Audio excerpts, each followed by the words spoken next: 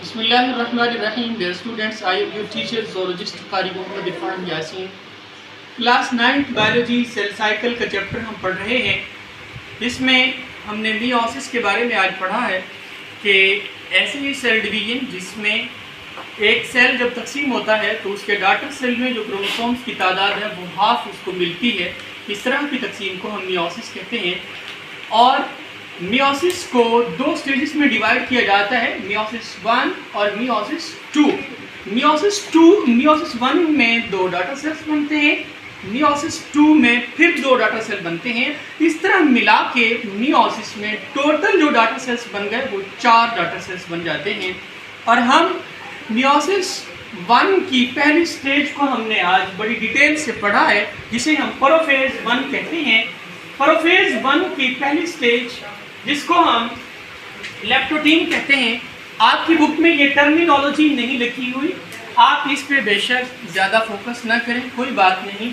लेकिन बाकी ये सारी चीज़ें मैंने स्टेप बाय स्टेप डायग्राम से एक्सप्लेन कर दी हैं। लीजिए हम चलते हैं अपने टॉपिक की तरफ। प्रोफेज 1। बेटा सबसे पहले क्रोमेटिन मटेरियल की बात करते हैं। डीएनए मटेरियल, ये जो जेनेटिक मटेरियल है हमारा, सेल की डिवीजन से पहले ये फैला हुआ होता है, उलझा हुआ होता है। तो ये उलझी हुई ये जो हालत है इसको हम क्रोमेटिन कहते हैं। सबसे पहले क्रोमेटिन मटेरियल इस सूरत में मौजूद है। अब ये क्रोमेटिन मटेरियल आगे जाके कंडेंस होता है। कंडेंस होने का मतलब ये है ये सिकुड़ता है, और इसके सिकुड़ने से जो चीज़ बनती है वो क्रोमोसोमदार फॉर्म। आपके सामने ये क्रोमोसोम्स बन रहे हैं। यहाँ क्रोमोसोम्स आपके सामने दो हैं, पेयर की सूरत में है। तो ये डिप्लॉइड होंगे, हैप्लॉइड होंगे, डिप्लॉइड होंगे। क्यों? क्योंकि पेयर फॉर्म में क्रोमोसोम्स हैं। और मियोसिस में हमने पढ़ा है कि वही सेल डिवाइड होता है जो डिप्लॉइड होता है। तो लिहाजा यहाँ क्रोमोसोम्स जो बने वो पेयर फॉर्म में बने। ठीक है बेटा? अच्छा, अब यहाँ देखें, जब पेयर फॉर्म में क्रोमोसोम बने तो ये सेल डिप्लॉइड सेल है, इसमें पेयर की सूरत में क्रोमोसोम्स हैं, पेयर की सूरत में क्रोमोसोम्स मौजूद हैं। अब यहाँ पर ये देखिए कि हर क्रोमोसोम के पास दो सिस्टर क्रोमेटिड्स मौजूद हैं। कैसे दो सिस्टर क्रोमेटिड मौजूद हैं? बेटा ये देखें, ये दो आपस में सिस्टर क्रोमेटिड है, ये दो आपस में सिस्टर क्रोमेटिड है। एक सिस्टर क्रोमेटिड ये हुआ, दूसरा ये हुआ। इसी तरह दूसरे क्रोमोसोम को देखें, यहाँ पर एक ही सिस्टर क्रोमेटिड है और नीचे यहाँ पर ये दूसरा सिस्टर क्रोमेटिड है। अच्छा, ये हमारे पास क्रोमोसोम्स की फॉर्मेशन हो गई। और फॉर्मेशन किस तरह से हुई कि हर क्रोमोसोम के पास कितने सिस्टर क्रोमेटिड हैं बेटा? दो सिस्टर क्रोमेटिड हैं हर क्रोमोसोम के पास। अब दूसरे स्टेप की तरफ बढ़ते हैं। अब जहां तक हमारा ताल्लुक था क्रोमोसोम्स बनाने का, दो सिस्टर क्रोमेटिड्स बन जाने का, तब तक हम इस स्टेज को कहते थे क्या? लेप्टोटीन। लेप्टो का मतलब होता है थ्रेड लाइक, जिसमें हमारे थ्रेड लाइक स्ट्रक्चर्स क्रोमोसोम्स बन रहे हैं, इसलिए हम इसको क्या कह रहे हैं? लेप्टोटीन कह रहे हैं। आगे बढ़िए, जाइगोटीन। दूसरा स्टेप हमारे पास, जिसमें ये जो होमोलोगस क्रोमोसोम्स हैं ये आप बनने के बाद एक दूसरे के क्लोज होते, एक दूसरे से पेयर बनाने की सूरत में जब ये आते हैं तो इस पेयरिंग ऑफ क्रोमोसोम्स को प्यारे बच्चों हम क्या कहते हैं? सिनैप्सिस कहते हैं। शाबाश। अब यहाँ देखें, ये दोनों क्रोमोसोम्स आपस में क्लोज भी हुए और इन्होंने इसके अलावा पेयरिंग भी की है। तो इस सूरत हाल को प्यारे बच्चों क्या बोल रहे हैं? हम सिनैप्सिस बोल रहे हैं।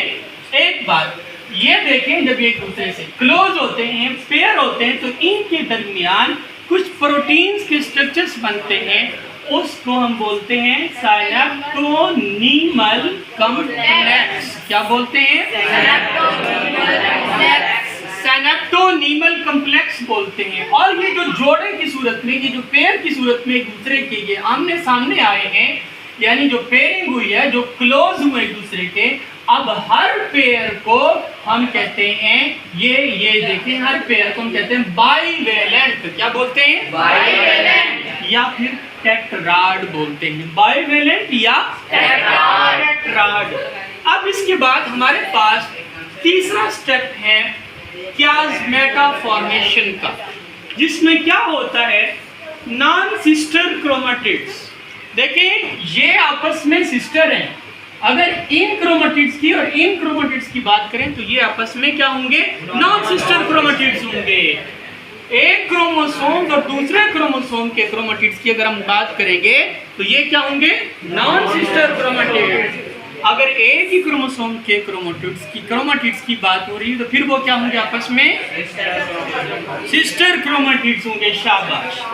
अब यहां देखें non sister chromatids of homologous chromosomes. Homologous chromosomes के जो नॉन सिस्टर क्रोमेटिड्स हैं ये जिप्ड बन जाते हैं और एक्स शेप बनाते हैं। ये देखें, ये एक दूसरे से जिप हो गए, जुड़े, और इन्होंने यहाँ पर क्या बनाया, एक्स शेप बनाया। और इस एक्स शेप को प्यारे बच्चों हम क्या कह रहे हैं, कियास्मेटा। ये है कियास्मेटा। और ये कौन सी जगह है, साइट्स ऑफ क्रॉसिंग ओवर। ये वही जगह है जहां पर क्रोमोसोम्स के टुकड़े आपस में एक्सचेंज होंगे और क्रॉसिंग ओवर होगी। यही कियास्मेटा ही वही जगह है जहां पर क्रॉसिंग ओवर हुआ करेगी। मेरे बेटे समझ आ गई आपको यहाँ? आगे चलिए, आगे है डिप्लोटीन। डिप्लोटीन वो स्टेज है जिसमें क्रॉसिंग ओवर होगी। क्रॉसिंग ओवर, क्रॉस बनाना एक दूसरे के ऊपर, एक दूसरे को क्रॉस कर जाना, ओवर ऊपर कैसे, एक्सचेंज कर लेना पोर्शंस को, टुकड़ों को, हिस्सों को, क्रोमोसोम के हिस्सों को आपस में तबादला कर लेना। किसके दरमियान? शाबाश, नॉन सिस्टर क्रोमेटिड्स के दरमियान। यहाँ देखिए ये दोनों आपस में, ये भी नॉन सिस्टर क्रोमेटिड था, ये भी नॉन सिस्टर क्रोमेटिड था। यहाँ पर इनके पोर्शन से एक्सचेंज हो रहे हैं। ये सब्ज वाला देखें, इधर टुकड़ा इसके रेड हो गया और इधर रेड वाले का क्या हो गया, ये वाला पोर्शन सब्ज हो गया। इसको जेनेटिक रिकम्बिनेशन भी कहते हैं। जेनेटिक रिकम्बिनेशन यानी जेनेटिक मटेरियल का एक दूसरे से जुड़ना, एक दूसरे के साथ तबादला होना, अच्छा या बदलना। अब यहाँ देखिए ये क्रॉसिंग ओवर हो चुकी है जिसमें क्रोमोसोम्स के टुकड़े आपस में एक्सचेंज हो गए हैं। अब आखिरी बात ये है हमारे पास, ये हमारा चौथा पॉइंट था और ये पांचवा पॉइंट है।